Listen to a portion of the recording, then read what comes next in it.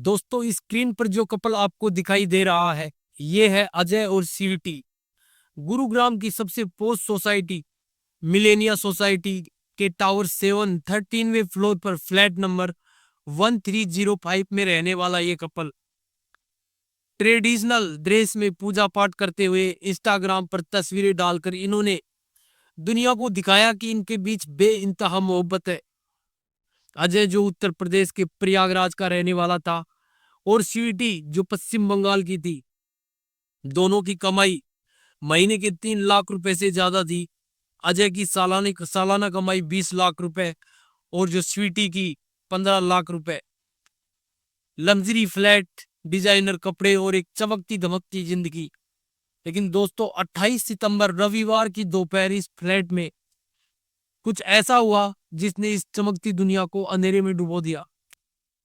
झगड़े की आवाजें पड़ोसियों तक पहुंची, चीखने चिल्लाने की आवाजें और फिर अचानक सन्नाटा। जब पुलिस ने फ्लैट का दरवाजा तोड़ा तो अंदर 2 लाशें मिली, स्वीटी की जिसे बेरहमी से मारा गया था और अजय की जिसने खुद को खत्म कर लिया। आखिर क्या हुआ था उस फ्लैट नंबर 1305 में?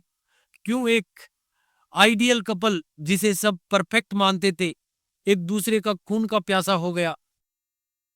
और सबसे बड़ा सवाल, जब चीखें पड़ोसियों तक पहुंची तो कोई क्यों नहीं बोला? नमस्कार दोस्तों, मैं हूं युग बगड़िया। अगर आप पहली बार हमारे चैनल पर आए हैं तो चैनल को सब्सक्राइब कर लीजिए और बेल आइकन दबा दीजिए ताकि हमारी हर नई कहानी की नोटिफिकेशन सबसे पहले आपको मिल सके। आज की कहानी इतनी डरावनी और दिल दहला देने वाली है कि उसे सुनकर आप सोच में पड़ जाएंगे। ये कहानी है प्यार, विश्वास और एक ऐसी साजिश की जिसने दो परिवारों को पूरी तरह तबाह कर दिया। तो चलिए इस कहानी को शुरू से जानते हैं। Millennia society, sector 48, Gurugram. ये वो जगह है जहां हर फ्लैट की कीमत 2 से 3 करोड़ रुपए है। Italian marble, smart home system, swimming pool और गोल्फ कोर्स का जो व्यू। लेकिन इस सोसाइटी में खास बात थी, 13वां फ्लोर। जी हाँ दोस्तों, ज्यादातर हाई जो राइज बिल्डिंग होती है उनमें 13वां फ्लोर नहीं होता। उसे 12A या जो 14A कह दिया जाता है क्योंकि 13 को अशुभ माना जाता है। लेकिन मिलेनिया सोसाइटी के टावर 7 में 13वां फ्लोर था और फ्लैट नंबर 1305 में रहते थे अजय और स्वीटी। अजय 32 साल का एक सॉफ्टवेयर इंजीनियर, मूल रूप से प्रयागराज उत्तर प्रदेश का रहने वाला था। उसने आईआईटी दिल्ली से इंजीनियरिंग की थी और गुरुग्राम की एक मल्टीनेशनल कंपनी में 20 लाख रुपए सालाना के पैकेज पर काम करता था। अजय का बैकग्राउंड मिडिल क्लास था, लेकिन उसने अपनी मेहनत से यह मुकाम हासिल किया था। उसका बड़ा भाई विनय नोएडा में सरकारी कॉन्ट्रैक्टर था। सीवीटी 29 साल की एक टैलेंटेड प्रोफेशनल कोलकाता पश्चिम बंगाल से थी। उसने आईआईएम कोलकाता से एमबीए किया था और जो नोकिया के रिसर्च एंड डेवलपमेंट डिपार्टमेंट में 15 लाख रुपए सालाना की नौकरी करती थी। सीटी का बैकग्राउंड अपर मिडिल क्लास था। उसके पिता कोलकाता में एक बिजनेसमैन थे और जो उसकी लाइफ स्टाइल काफी लग्जरी थी। पार्टियां, डिजाइनर कपड़े और महंगी कारें। 2020 में अजय और सीटी की मुलाकात गुरुग्राम में हुई। दोनों एक ही ऑफिस में काम करते थे। प्रोजेक्ट्स पर साथ काम करते करते उनकी दोस्ती हुई जो जल्द ही प्यार में बदल गई। 2 साल तक दोनों ने एक दूसरे को डेट किया। इंस्टाग्राम पर उनकी तस्वीरें थी, romantic dinner dates, Goa trips और ट्रेडिशनल ड्रेस में पूजा पाठ। 2022 में दोनों परिवारों की रजामंदी से उनकी धूमधाम से शादी हुई। शादी के बाद अजय और स्वीटी कुछ समय के लिए प्रयागराज गए जहां अजय का परिवार रहता था। लेकिन यहां से कहानी ने नया मोड़ लिया। स्वीटी को प्रयागराज का माहौल, वहां के रीति रिवाज और अजय के परिवार की परंपराएं कुछ अटपटी लगी। स्वीटी जो एक मॉडर्न और जो इंडिपेंडेंट लड़की थी जिसे रेस्ट्रिकेशंस जो बर्दाश्त नहीं हुए, उसे लगने लगा कि वो शादी करके फंस गई। अजय को भी स्वीटी का ये रवैया पसंद नहीं आया। वो चाहता था कि स्वीटी उसकी फैमिली के साथ एडजस्ट करे, लेकिन स्वीटी अपनी लग्जरी लाइफ स्टाइल को और जो आजादी छोड़ने को तैयार नहीं थी। कुछ महीनों बाद दोनों ने फैसला किया कि वो गुरुग्राम वापस आएंगे। स्वीटी ने शादी से 1 महीने पहले अपनी जॉब स्विच करके नोकिया ज्वाइन कर लिया था। दोनों मिलेनिया सोसाइटी के फ्लैट नंबर 1305 में रहने लगे। बाहर से देखने में सब कुछ ठीक लगता था। दोनों अच्छी कमाई कर रहे थे, ऑफिस जाते थे और सोशल मीडिया पर अपनी परफेक्ट लाइफ दिखाते थे, लेकिन अंदर ही अंदर उनके रिश्ते में दरारें पड़ रही थी। छोटी छोटी बातों पर झगड़े शुरू हुए। सुबह जल्दी क्यों नहीं उठते, चाय क्यों नहीं बनाई, टॉवल यहाँ क्यों पड़ा है। ये छोटी छोटी लोग जो धीरे धीरे बड़े झगड़ों में बदल गई। स्वीटी ने अपनी शादी की तस्वीरें इंस्टाग्राम से डिलीट कर दी और खुद को सिंगल दिखाने लगी। अजय को यह बात चुभने लगी। उसे स्वीटी का सोशल मीडिया पर एक्टिव रहना और उसकी जो इंडिपेंडेंट जो लाइफ स्टाइल पसंद नहीं थी। दोनों के बीच मानसिक तनाव बढ़ गया। वो एक दूसरे का चेहरा तक नहीं देखना चाहते थे। सोसाइटी के पड़ोसियों को भी कभी कभी उनके झगड़े की आवाजें सुनाई देती थी, लेकिन इस पोस्ट सोसाइटी में कोई किसी के पर्सनल मैटर में दखल नहीं देता। बाहर से सब कुछ परफेक्ट लगता था, लेकिन फ्लैट नंबर 1305 के अंदर एक तूफान पनप रहा था। 28 सितंबर रविवार का दिन सुबह 10 बजे अजय और स्वीटी गुरुग्राम में रहने वाले अजय के बड़े भाई विनय से मिलने गए। विनय ने नोटिस किया कि दोनों का चेहरा उतरा हुआ था, लेकिन उसने सोचा कि शायद हस्बैंड वाइफ की जो छोटी मोटी अनबन होगी। उसने ज्यादा ध्यान नहीं दिया। दोपहर 1 बजे दोनों अपने फ्लैट नंबर 1305 पर वापस लौट आए।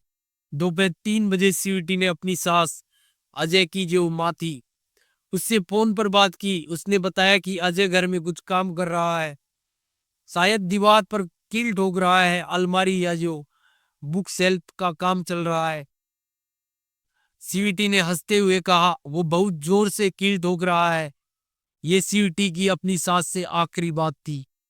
इसके बाद उसका फोन स्विच ऑफ हो गया। शाम 4:30 बजे स्वीटी की सास ने दोबारा कॉल किया, लेकिन स्वीटी और अजय दोनों के फोन स्विच ऑफ थे।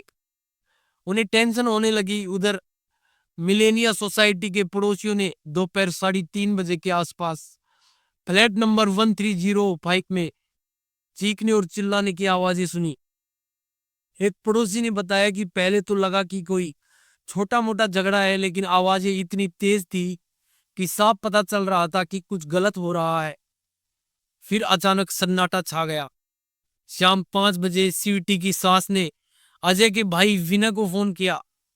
विनय ने तुरंत सोसाइटी के सिक्योरिटी गार्ड से संपर्क किया। गार्ड्स ने फ्लैट का दरवाजा खटखटाया, लेकिन कोई जवाब नहीं मिला। जिसके बाद सिक्योरिटी हेड से पुलिस को बुलाया। जब पुलिस ने दरवाजा तोड़ा तो अंदर का नजारा देखकर सबके होश उड़ गए। स्वीटी की लाश लिविंग रूम में पड़ी थी, खून से लथपथ। उसके सिर, हाथ और पैर पर गहरे जख्म थे। पास में एक भारी लकड़ी का टुकड़ा पड़ा था जिस पर खून के निशान थे। उसका गला दबाया गया था। और अजय, जिसकी लाश बेडरूम में मिली, उसने खुद को खत्म कर लिया था। पुलिस को एक मोबाइल फोन मिला जिसमें अजय का एक वीडियो रिकॉर्ड था। उसने अपने दोस्त को यह वीडियो भेजा था जिसमें वो रोते हुए कह रहा था, मैंने स्वीटी को मार दिया, मैंने बहुत बड़ी गलती कर दी, अब मैं भी जिंदा नहीं रहना चाहता, मैं भी जा रहा हूं। गुरुग्राम पुलिस ने तुरंत क्राइम सीन को सील कर दिया। डीसीपी साउथ गुरुग्राम की अगुवाई में एक स्पेशल इन्वेस्टिगेशन टीम बनाई गई। सबसे पहले पुलिस ने पोस्टमार्टम रिपोर्ट मंगवाई। रिपोर्ट में चौंकाने वाली बातें सामने आई। स्वीटी के शरीर पर कई जगह गहरे जख्म थे। उसके हाथ और पैर को बांधने की कोशिश की गई, जिसमें वो नाकाम रहा। उसे किसी भारी चीज से मारा गया था और फिर उसका गला दबाकर उसकी हत्या की गई। जख्मों से साफ था कि स्वीटी को बड़ी ही बेरहमी से पीटा गया था, जैसे सालों का गुस्सा अजय ने उस पर निकाला हो।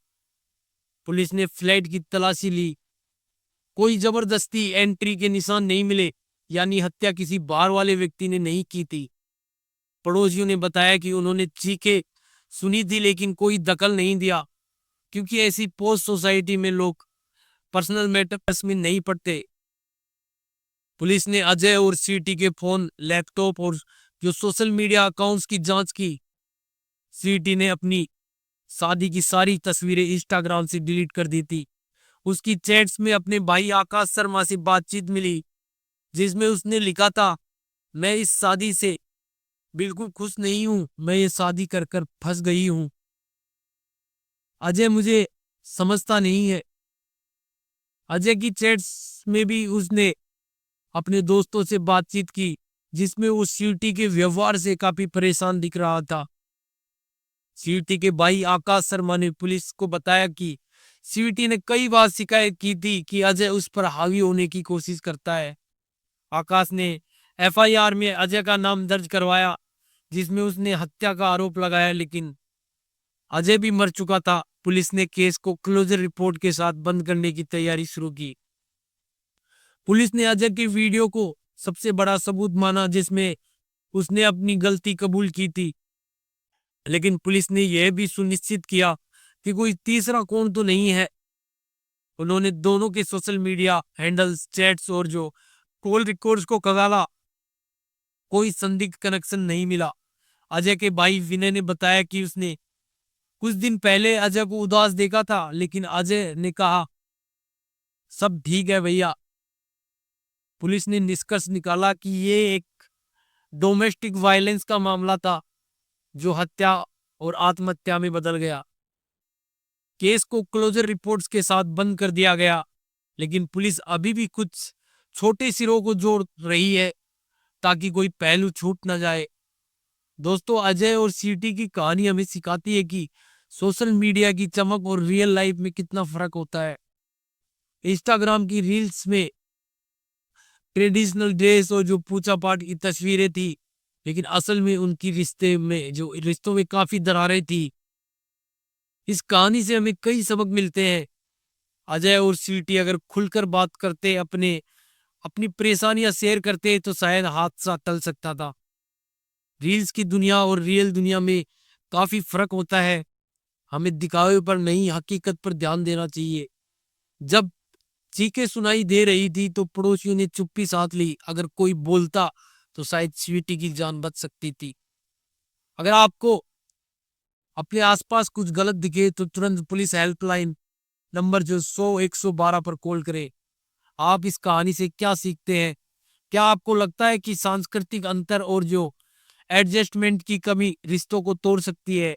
अपनी राय कमेंट बॉक्स में जरूर लिखें, और आप किस शहर से इस वीडियो को देख रहे हैं वो भी बताएं। दोस्तों, अगर आपको हमारी कहानी पसंद आई तो चैनल को सब्सक्राइब करना न भूलें और बेल आइकन दबा दें, ताकि हमारी हर आने वाली नई वीडियो की नोटिफिकेशन सबसे पहले आपको मिल सके। इस वीडियो को अपने दोस्तों और परिवार के साथ शेयर करें, ताकि जागरूकता फैले। हमारा मकसद सिर्फ कहानी सुनाना नहीं, बल्कि आपको सतर्क और जागरूक करना है। अगर आपके पास कोई ऐसी कहानी है जो आप हमें बताना चाहते हैं तो कमेंट बॉक्स में लिखें। मिलते हैं अगली वीडियो में एक नई कहानी के साथ। जय हिंद।